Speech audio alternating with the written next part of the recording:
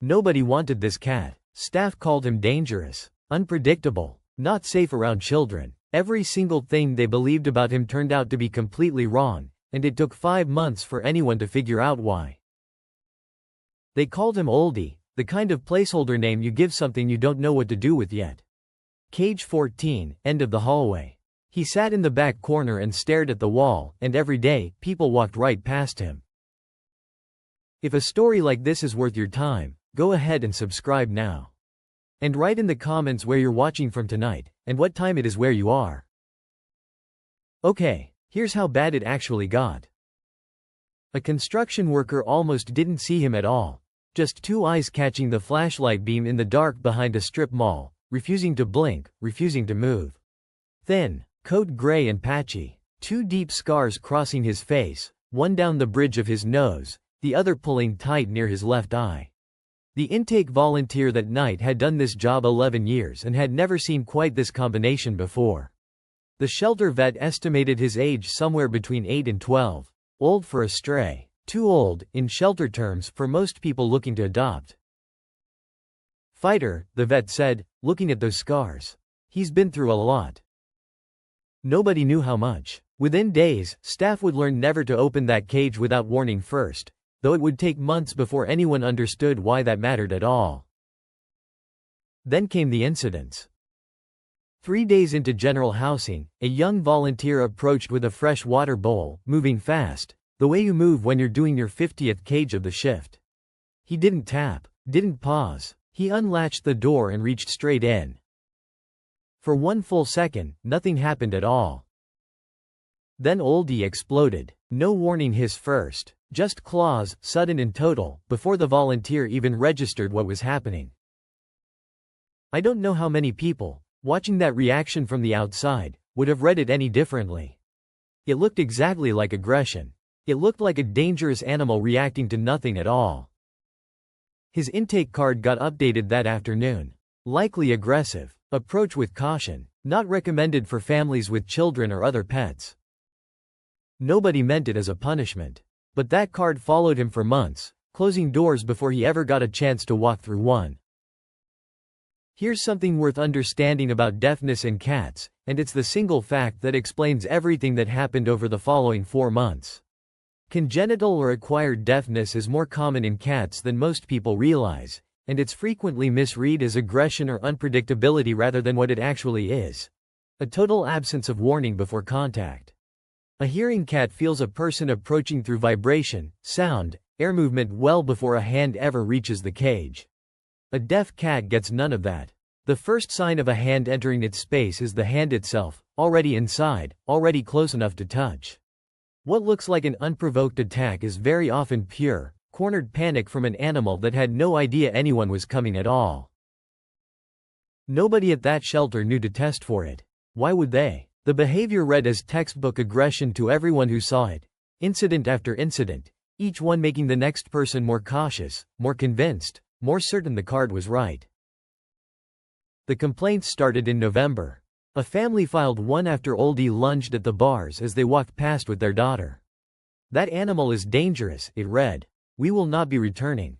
The shelter director moved his cage further down the hallway, away from the entrance, away from the light. A second complaint came in December. A third in January. He stayed anyway. Euthanasia felt wrong. The cat had never seriously injured anyone. Transfer felt like passing the problem somewhere else. So he stayed at the end of that hallway while potential adopters performed the same ritual, week after week. Walk in. Glance at the scars. Read the card. Walk away inside at 10 seconds. 4 months. Not one person asked to spend real time with him. Personally, I think this is the part of the story that's hardest to sit with. Nobody in that building was cruel. Every single person acted reasonably on the information they had. The information itself was just wrong. Then, on a Tuesday morning in late February, a volunteer named Daria knocked over a full bucket of soapy water while cleaning the far end of the hallway. The crash was enormous. Metal, water, a wave of startled cats yowling on both sides.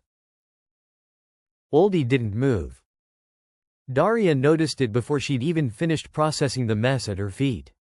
She walked toward his cage, stood a few feet back, and clapped her hands sharply at his eye level. Nothing. She clapped again, louder. Nothing. Her heart was going fast now. She reached out slowly and tapped the metal frame of his cage 3 times instead. His head turned immediately. The vet ran the test that afternoon, the one nobody had thought to run in 4 months. She stood outside his line of sight and dropped a clipboard on the floor. Every other cat in that hallway flinched. Oldie didn't so much as twitch. She stood there a long moment before saying it out loud. He can't hear. The exam confirmed it within the hour, old scarring consistent with a severe, untreated infection years earlier, complete bilateral deafness, both ears, total. So when someone opened his cage suddenly, he had no warning, Daria said quietly. They just appeared. Every single time. He was not aggressive, the vet finally said. He was terrified. A deaf cat in a loud shelter full of people who materialized without any signal he could perceive, reaching into his space, expecting a response he had no way to give. The vet looked at 4 months of incident reports and complaint letters and said 3 words that weren't really a question at all. We failed him. What came after wasn't a single dramatic turnaround. It was slow, deliberate, unglamorous work. Daria built a protocol, 3 taps on the frame, wait for him to look up, only then approach, and trained every staff member on it personally. The first week, he still tensed at every approach. By the 4th week, he was meeting her at the front of the cage before she'd even reached for the latch. He wasn't a different cat. He was simply a cat who finally knew someone was coming before they arrived. The shelter director pulled the old complaint letters out of his desk drawer and fed them through the shredder, a small, useless gesture against 4 months of misunderstanding, and he knew it, but he did it anyway. New intake protocols went into place. Mandatory sensory testing for every incoming animal, hearing and vision checked in the first week, not the 4th month. Even with the truth out, the fundamental problem hadn't disappeared. He was still an aged, scarred, deaf cat at the end of a hallway, and people were still walking past. She arrived on a Wednesday morning in May. Her own cat had died in March after 17 years, and the silence in her house had become unbearable. I'm not looking for a young, perfect cat, she told Daria. I just need one who understands loss.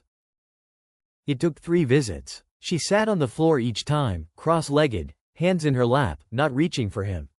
I taught high school for 34 years, she said, when Daria mentioned her patience. I've sat with teenagers furious at the world who needed 10 minutes just to decide if they trusted me. This isn't so different. By the 3rd visit, he walked over and touched his nose to her hand. 3 months after the adoption, a letter arrived at the shelter. He has a real name now, it read. I've been calling him Fig, because in his first week here he found a fig tree in the back garden and sat under it for 2 hours straight. It felt right to name him after the first good thing he found. He's still serious. But yesterday he sat beside me on the sofa for 2 hours while I read, and at some point he pressed his head against my shoulder and just stayed there. I don't have the words for what that meant. Thank you for not giving up on him. 5 months of a card that said dangerous. All it took, underneath, was someone finally asking the right question. Do you think Oldie ever fully understood why so many people were afraid of him before Daria figured it out? Or does that kind of confusion just stay a mystery to the animal living through it? Right, yes, if you think, somewhere in there, he knew exactly what was happening to him. Subscribe if this one got to you. Thanks for listening. See you in the next one.